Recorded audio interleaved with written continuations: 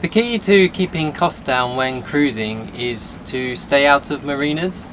To do this you need to be independent from shore, or as independent as possible, and to do that you need a good electrical supply.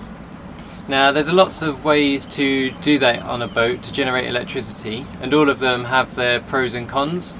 Some also work better in other places, so for example in the Mediterranean where there's a lot of sun, solar panels work really well, whereas if you're in the trade winds then you might have better luck with a wind generator. Either your boat's inboard diesel engine or a separate generator can be used to make electrical power.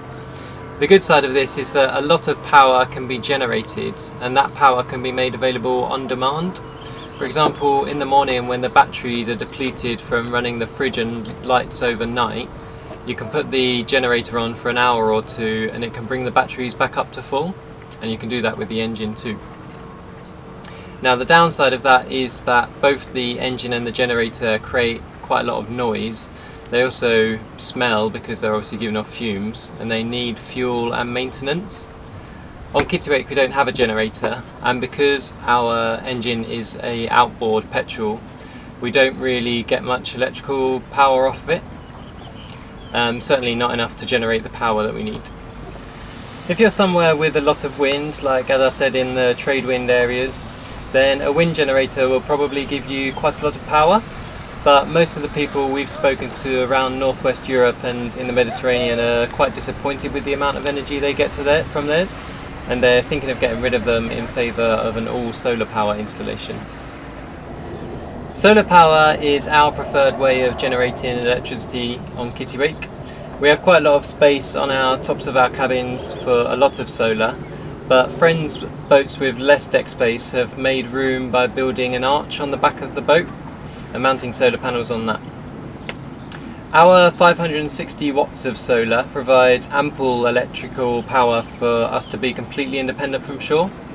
Another great thing about them is that they don't need any maintenance other than a clean every few days, and they're silent, which is obviously not like engines and generators or wind generators. Of course, the problem with solar panels is that they need daylight, and preferably direct sunlight, to make any power. But ours are enough that even on a cloudy day the batteries are charged by 10 o'clock in the morning. But on sunny days in midsummer they're charged earlier than that. If we were to overwinter somewhere as far north as the UK, then relying on solar probably wouldn't be enough, as the daylight hours are too short and the sun's angle is so low that solar becomes less efficient. But on the way south to the Mediterranean, which is about the same sort of latitude as New York, the solar panels have been really great. There are other products like tow-along generators or propellers which work using the boat's motion through the water. These seem like a great idea, but we've never really met anyone who has one, so can't really offer any advice on them.